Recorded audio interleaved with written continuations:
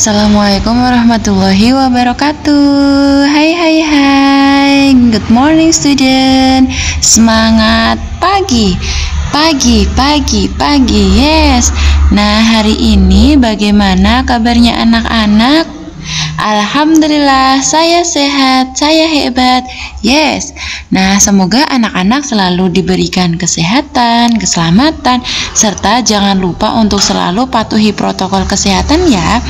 Dengan cara mencuci tangan sebelum dan sesudah beraktivitas, gunakan masker saat keluar rumah, serta hindari kerumunan. Anak-anak masih semangat ya untuk belajar di rumahnya? Nah, hari ini sebelum pembelajaran kita mulai, marilah kita awali pembelajaran hari ini dengan berdoa terlebih dahulu. Berdoa, mulai.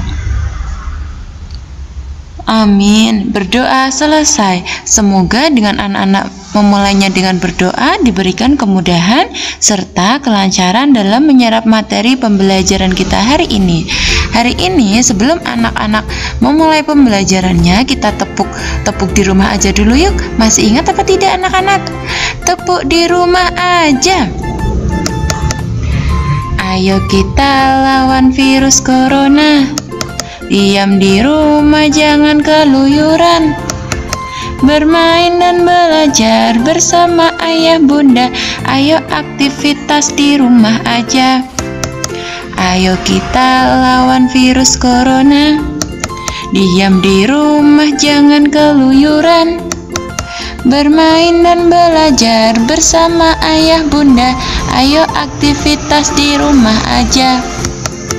Nah, anak-anak, setelah anak-anak melakukan tepuk di rumah aja, anak-anak masih semangat bukan untuk melakukan pembelajaran di rumah? Alhamdulillah. Nah, hari ini kita memasuki tema 4, subtema 1, pembelajaran 1 dan 2, hidup bersih dan sehat di sekolah. Anak-anak, tolong buka dulu ya buku paketnya dan disimak baik-baik videonya. Pada pembelajaran yang pertama, anak-anak akan mempelajari materi hidup bersih dan sehat itu yang ada di sekolah. Jadi, hidup bersih dan sehat tidak hanya di rumah saja, kita juga harus hidup bersih dan sehat di sekolah. Kebersihan sekolah menjadi tanggung jawab semua warga sekolah. Dayu dan teman-teman menyadari hal itu. Jadi warga sekolah itu ada siapa saja anak-anak?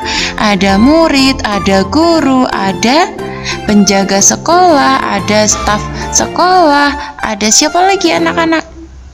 Ya, ada kepala sekolah dan lain sebagainya, itu merupakan warga sekolah. Nah, coba anak-anak perhatikan dulu gambar ini. Gambar ini menunjukkan Dayu dan teman-teman sedang melakukan kegiatan bersih-bersih di lingkungan sekolah. Ada yang bertugas untuk menyapu, ada yang bertugas untuk menata meja, ada yang bertugas untuk membersihkan jendela, dan lain sebagainya. Semua itu dilaksanakan secara bersama-sama. Nah, apa yang dilakukan Dayu dan teman-teman tadi anak-anak? Iya, mereka sedang melakukan kerja bakti membersihkan kelas. Apakah kamu setuju dengan kegiatan mereka? Ya, kita harus setuju. Kenapa setuju? Karena kegiatan kerja bakti membersihkan kelas itu merupakan kegiatan yang membuat lingkungan menjadi bersih, indah, dan asri. Pernahkah kamu melakukan kegiatan seperti mereka?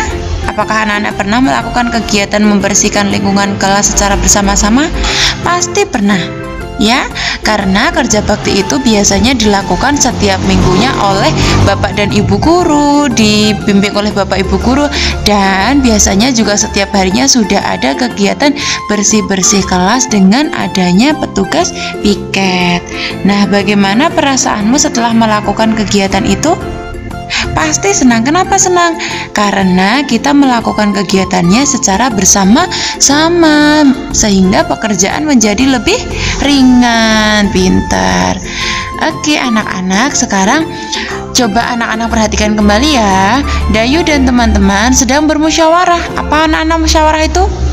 Ya, musyawarah itu dilakukan untuk mencapai mufakat. Mereka membahas persiapan lomba kebersihan antar kelas. Nah, Ini adalah percakapannya. Jadi ada percakapan antara Dayu dan teman-teman. Mereka melakukan musyawarah. Ya, diingat-ingat ya. Ada percakapannya, disimak baik-baik. Lomba kebersihan antar kelas tinggal 2 hari lagi. Apa yang harus kita lakukan, teman-teman? Menurutku kita harus segera bersiap diri. Setuju, kita harus segera gotong royong. Kemudian apa yang harus kita persiapkan ya? Kita harus menyiapkan kemoceng, serbet, dan kain pel serta vas bunga. Mari kita siapkan alat-alat tersebut. Nah, dari percakapan mereka, musyawarah mereka, itu didapatkan bahwasanya mereka sedang musyawarah persiapan lomba kebersihan antar kelas. Apa saja yang mereka siapkan? Banyak. Ada yang menyiapkan kemoceng, serbet, kain pel, vas bunga, dan mereka melakukan kegiatan tersebut secara gotong royong. Nah, anak-anak coba perhatikan kembali ya. Ada pertanyaan, menurutmu apa manfaat kegiatan yang akan mereka lakukan? Apa manfaatnya anak-anak ketika mereka melakukan kegiatan gotong royong membersihkan kelas? Iya, manfaatnya adalah pekerjaan menjadi lebih mudah, pekerjaan menjadi lebih ringan, lingkungan menjadi bersih. Kenapa bersih? Karena dilakukan kegiatan bersih-bersih secara bersama-sama di lingkungan kelas. Terus ada pertanyaan lagi. Nanti ya, coba. Nah, jawabannya yang dari menurutmu apakah manfaat kegiatan yang akan mereka lakukan? Itu jawabannya adalah pekerjaan akan cepat selesai, pekerjaan menjadi ringan, serta tercipta persatuan. Pintar. Oke, sekarang coba anak-anak temukan makna kata-kata berikut dengan benar. Ada kemoceng, kain pel, serta vas. Dan di sebelah kanan itu ada kain yang digunakan untuk mengeringkan lantai, tempat bunga, serta pembersih debu. Jadi yang ada di sebelah kiri ini adalah kata-kata yang harus anak-anak temukan artinya di sebelah kanan. Jadi dari yang pertama, kemoceng. Kemoceng itu artinya apa, anak-anak? Pintar, pembersih debu. Kemoceng itu pembersih debu. Terus yang kedua, kain pel. Kain pel itu artinya apa, anak-anak? Pintar, kain pel itu kain yang digunakan untuk mengeringkan lantai. Dan terakhir adalah vas. Vas itu apa, anak-anak? Pasti tahu dong. Vas adalah tempat bunga. Pinter, diingat-ingat ya. Kemoceng itu pembersih debu, kain pel itu kain yang digunakan untuk mengeringkan lantai, serta vas itu adalah tempat bunga itu. Nah, anak-anak coba sekarang anak-anak perhatikan bacaan berikut ini yang berjudul Kelasku Bersih, Aku Bangga. Anak-anak tolong buka dulu ya buku paketnya. Nah, disimak yuk. Sekolah Dayu akan mengadakan lomba kebersihan antar kelas. Dayu dan teman-teman bertekad untuk menang dalam lomba tersebut. Mereka mulai berbenah. Semua siswa ikut ambil bagian. Dayu dan teman-teman sepakat untuk mengadakan gotong royong. Dayu dan teman-teman mulai yang bergotong royong. Bagian pertama yang dibersihkan adalah ruang kelas. Semua siswa berbagi tugas. Ada yang menyapu lantai, membersihkan kaca jendela, membersihkan papan tulis, dan menata ruang kelas. Semua siswa ikhlas mengerjakan tugas masing-masing. Kelas Dayu menjadi bersih dan rapi. Lantai, jendela, dan dinding tidak ada yang berdebu.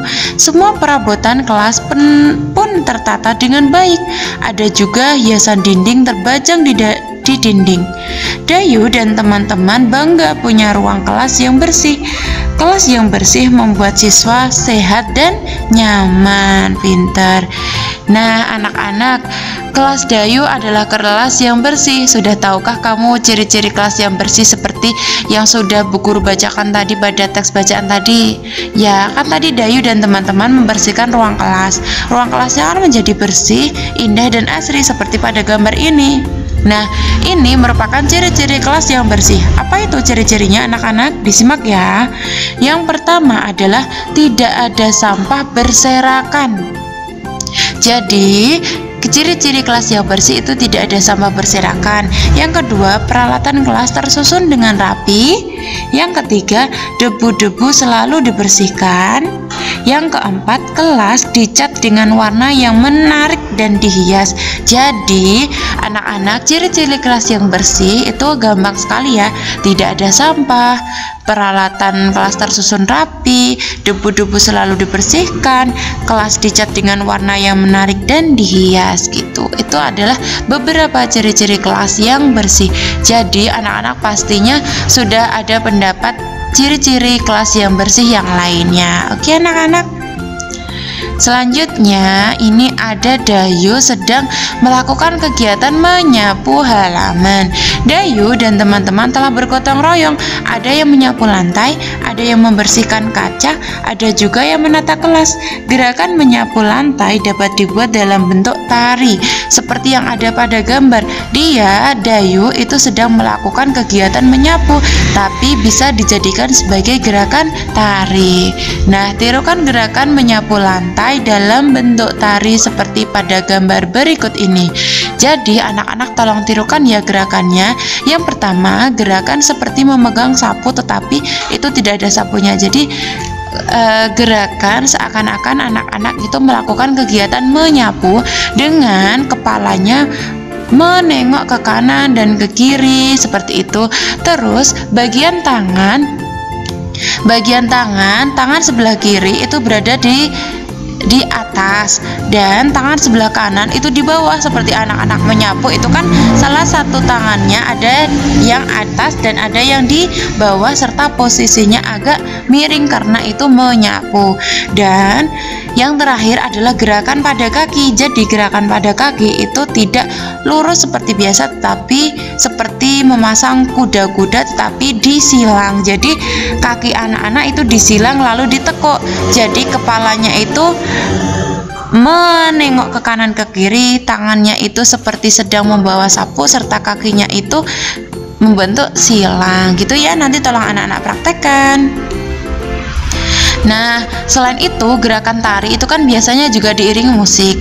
Alat musik yang dapat digunakan itu misalnya gendang, rebana, tamborin, atau tifa seperti ini.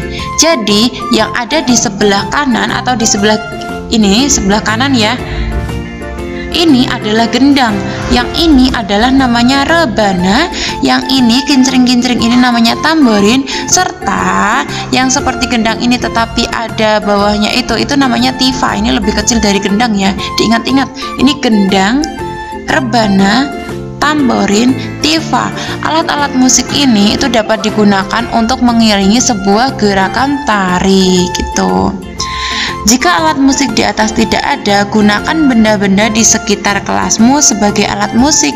Misalnya saja botol plastik bekas dan lain sebagainya. Bisa dengan anak-anak, sendok dengan gelas dan lain sebagainya. Itu juga bisa digunakan sebagai pengiring gerakan tari atau alat musik yang sederhana. Nah, anak-anak, coba sekarang perhatikan. Dinding gendang membentuk pola segitiga. Apakah iya? Dinding tifa membentuk pola segi 4 dan segitiga. Coba kita perhatikan dinding gendang. Pada dinding gendang itu memang membentuk pola segitiga. Yang mana Bu Guru? Ya ini anak-anak. Jadi ini loh membentuk segitiga kan ini. 1, 2, 3. Ini namanya titik sudut, ini namanya titik sudut, ini namanya titik sudut. Sudutnya mana Bu Guru? Ini loh yang di dalam ini loh, ini namanya sudut. Dan garis-garisnya ini namanya sisi. Nah, pada dinding gendang itu membentuk pola segitiga. Nah, pada dinding tifa seperti ini itu membentuk pola segi 5 dan segi 3. Iya, mana yang segi 5? Ya ini membentuk segi 4. 1, 2, 3, 4. Yang manakah yang membentuk segitiga? Ini loh yang putih-putih. 1, 2, 3. Jadi dinding tifa itu membentuk pola segi 4 dan yang putih-putih itu membentuk pola segi 3. Anak-anak paham ya? Coba sekarang anak-anak ulas kembali materi tentang sisi, sudut, dan titik sudut. Masih ingat anak-anak? Ya, pintar. Sisi itu adalah garisnya, ini loh, garisnya 1, 2, 3, 4. Sisinya ada 4. Sudut itu yang sudah ada tandanya seperti ini, diberi tanda sendiri kalau belum ada. 1, 2, 3, 4 itu sudutnya ada 4. Titik sudut itu di pojokan ini loh. 1, 2, 3, 4 juga gitu. Paham ya anak-anak ya? Pintar. Nah, sekarang coba perhatikan.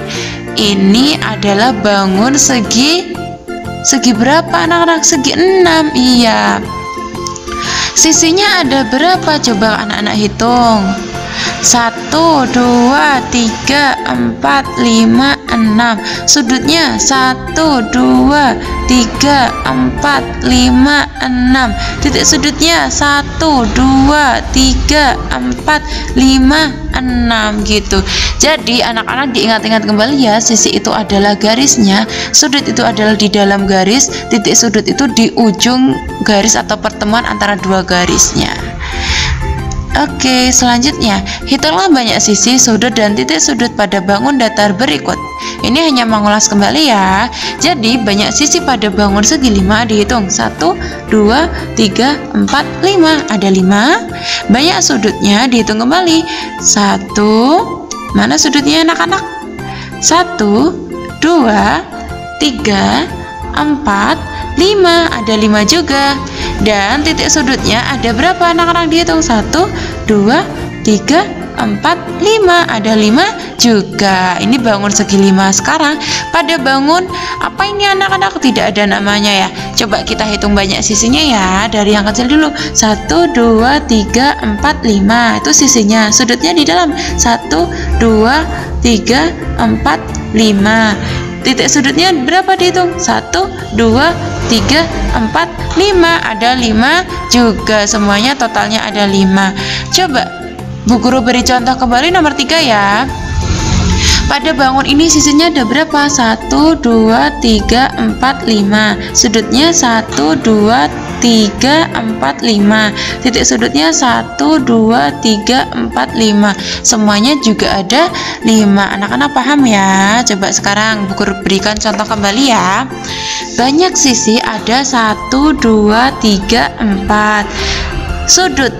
Nah, di dalam dulu 1, 2, 3, 4. Titik sudut di ujung-ujung 1, 2, 3, 4. Semuanya juga ada 4. Paham ya anak-anak ya?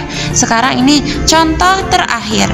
Bangun yang membentuk bangun seperti penjumlahan. Dihitung sisinya banyak nih. 1, 2, 3, 4, 5, 6, 7, 8, 9, 10, 11, 12. Pintar. Banyak sudutnya dihitung. Sudut ya, diingat-ingat ya. 1, 2, 3, 4, 5, 6, 7, 8, 9, 10, 11, 12. Ada 12 juga. Titik sudutnya juga ada 12. Anak-anak paham ya? Amin, semoga paham deh. Sekarang coba perhatikan gambar bangun datar berikut ini. Nanti anak-anak pasangkan banyak sisi 3, banyak sudut 3, banyak titik sudut 3. Berarti ini bangun segitiga. Yang ini banyak sisinya ada 4, banyak sudutnya 4, banyak titik sudutnya 4. Berarti ini bangun yang segi 4. Ini yang segitiga, yang ini segi 4. Coba mana yang segitiga, dicari. Bu Guru hitung sampai 5 ya. 1, 2, 3, 4, 5. Pinter sekali. Huruf D. Kenapa D itu menunjukkan segitiga? Karena sisinya ada 3, sudutnya 3, titik sudutnya 3. Selanjutnya mana lagi anak-anak? Gampang loh. Pinter, iya, huruf H. Huruf H itu menunjukkan bangun segi 3. Lalu huruf B. Huruf B juga menunjukkan bangun segi 3. Sekarang coba anak-anak cari bangun segi 4. Berarti yang sisinya ada 4, sudutnya 4, titik sudutnya 4. Pintar. Huruf C itu menunjukkan bangun segi 4 karena sisinya 4, sudutnya 4, titik sudutnya 4. Lalu bangun huruf I. serta bangun huruf E dan bangun huruf A serta huruf G. Banyak sekali ya. Paham anak-anak? Pintar, paham dong. Sekarang pada pembelajaran yang kedua, anak-anak coba anak-anak simak dulu ya bacaan yang berjudul halaman kelas yang bersih. Halaman kelasku bersih. Di halaman kelas tidak ada sampah berserakan. Semua siswa selalu membuang sampah ke tempat sampah. Di depan kelas disediakan keran air untuk mencuci tangan. Sebelum masuk kelas, semua siswa diwajibkan mencuci tangan. Di depan kelas juga ada taman bunga yang bersih. Rumput yang mengganggu selalu dibersihkan. Pot bunga juga tersusun rapi. Halaman kelasku kini terlihat indah. Nah, halaman kelas yang bersih baik dijadikan tempat berolahraga, misalnya saja senam dan latihan keseimbangan. Olahraga baik untuk kesehatan. Siapa yang rajin berolahraga akan terhindar dari berbagai bentuk penyakit. Kita harus membudayakan hidup bersih dan sehat. Nah, anak-anak, apabila anak-anak menerapkan hidup bersih dan sehat, nanti ruang kelas anak-anak dan halamannya akan terlihat lebih asri dan indah seperti pada gambar. Nah, pada gambar 1 itu halaman sekolah Dayu itu tampak bersih dan asri karena mereka merawatnya. Nah, ada sampah, ada tumbuhan yang tumbuh subur, tidak ada sampah berserakan, dan lain sebagainya. Ciri-ciri halaman sekolah yang bersih dan sehat. Ini halaman sekolah ya, bukan ruang kelas. Yang pertama, hampir sama, tidak ada sampah berserakan. Yang kedua, pot bunga tersusun rapi. Yang ketiga, terdapat tanaman atau bunga yang menghiasi gitu. Yang keempat, terdapat tempat sampah. Itu adalah beberapa ciri-ciri halaman sekolah yang bersih dan sehat. Ya, diingat-ingat anak-anak. Oke, selanjutnya Dayu dan teman-teman bergotong royong. Bergotong royong mencerminkan sikap hidup dalam kebersamaan. Kebersamaan merupakan wujud dari persatuan. Sikap Dayu dan teman-teman pantas ditiru. Mereka juga menunjukkan sikap kebersamaan di dalam kegiatan lain. Nah, ini dia contoh kegiatan kebersamaan di lingkungan sekolah. Mereka sedang melakukan kegiatan pemanasan bersama. Mereka juga sedang musyawarah di taman halaman. Lalu mereka juga sedang bernyanyi bersama. Jadi ini adalah beberapa contoh kegiatan kebersamaan di sekolah. Selanjutnya, tuliskanlah sikap-sikap yang harus dimiliki agar tercipta persatuan dalam sekolahmu. Nah, sikap yang harus dimiliki agar tercipta persatuan dalam sekolah itu yang pertama, mau berbagi dengan teman. Selain itu apa anak-anak? Coba dihitung, coba difikirkan. Ya, pintar. Saling menghormati walaupun ada perbedaan, lalu tidak mengejek teman, serta tidak boleh merasa ingin menang sendiri atau egois. Jadi anak-anak tolong lakukan sikap-sikap yang sepantasnya anak-anak lakukan agar tercipta persatuan di sekolah. Oke anak-anak, pintar. Selanjutnya, Dayu dan teman-teman melakukan kegiatan bersama dalam berolahraga. Mereka melatih keseimbangan posisi telentang, miring, dan telungkup. Coba anak-anak perhatikan ya, posisi mereka saat kegiatan pemanasan terlentang. Yang pertama, nah, mereka itu mula-mula terlentang dengan posisi badan yang lurus. Terlentang tuh seperti itu ya. Diawali dengan posisi badan lurus. Yang kedua adalah kepala dan pinggang ditekuk ke depan. Jadi dari kepala sampai pinggang itu ditekuk ke depan atau mengarah maju ke depan. Nah, gambar yang ketiga adalah tahan beberapa saat semampunya saat kakimu anak-anak? Kakimu lurus ke depan tetapi badanmu itu diangkat ke depan dari ujung kepala sampai mana? Ujung kepala sampai pinggang. Anak-anak tolong tahan dan diulangi beberapa kali gitu. Itu posisi telentang ya. Sekarang posisi miring. Nah, gambarnya seperti ini. Jadi, posisi miring mula-mula berbaring miring dengan kedua kaki lurus. Tangannya buat senderan ya, biar tidak sakit. Yang kedua, itu adalah salah satu kaki diangkat, tahan beberapa saat semampunya. Jadi, tadi posisi miring, lurus biasa, kaki lurus. Yang kedua, ini adalah salah satu kaki diangkat gitu dan ditahan semampunya anak-anak. Yang ketiga adalah salah satu kaki yang ditekuk tadi itu ditekuk kembali ke belakang, tahan beberapa saat sampai anak-anak itu sudah tidak mampu. Jadi yang gambar pertama itu posisi badan hanya miring, kakinya lurus. Yang posisi kedua itu masih miring tetapi salah satu kaki diangkat ke atas sampai semampunya, dan yang terakhir adalah kaki yang sudah diangkat tadi ditekuk ke belakang. Paham ya? Nah, gambar terakhir atau pemanasan yang terakhir adalah telungkup. Telungkup itu cara melakukannya. Yang pertama itu adalah anak-anak posisikan mula-mula telungkup dengan kedua kaki lurus dan kepala menghadap ke bawah. Yang kedua itu adalah salah satu kaki diangkat dan ditahan beberapa saat semampunya. Diangkat ya. Dan yang ketiga adalah kedua kaki diangkat dan ditahan beberapa saat semampunya. Kalau yang kedua tadi kakinya itu hanya satu kaki, kalau yang gerakan ketiga itu adalah dua kaki. Itu posisi badan telungkup ketika pemanasan. Paham ya anak-anak ya? Setelah anak-anak mempelajari pembelajaran tema 1, subtema 4, maksudnya subtema 2, pembelajaran 1 dan 2, anak-anak sekarang mendapatkan tugas dari Bu Guru. Tugasnya yang pertama kerjakan soal halaman 61. Yang kedua itu lakukan gerakan tengkurap, miring dan telungkup ya. Itu maksudnya bukan sebutkan tapi lakukanlah gerakan tengkurap, miring dan telungkup ya. Yang ketiga sebutkan kegiatan yang menunjukkan persatuan di lingkungan sekolah. Paham ya anak-anak dengan tugasnya? Bu Guru ulangi. Yang pertama tugasnya kerjakan soal halaman 61 beserta gambarnya. Yang kedua lakukan gerakan tengkurap, miring dan telungkup ya. Yang ketiga sebutkan kegiatan yang menunjukkan persatuan dalam kebersamaan di lingkungan sekolah. Nah anak-anak, terima kasih sudah menyaksikan video Bu Guru hari ini. Semoga bermanfaat ya. Ayam berlari ke sana kemari sambil jalan berliterasi. Bu Guru akhiri pembelajaran hari ini. Cukup sekian dan terima kasih.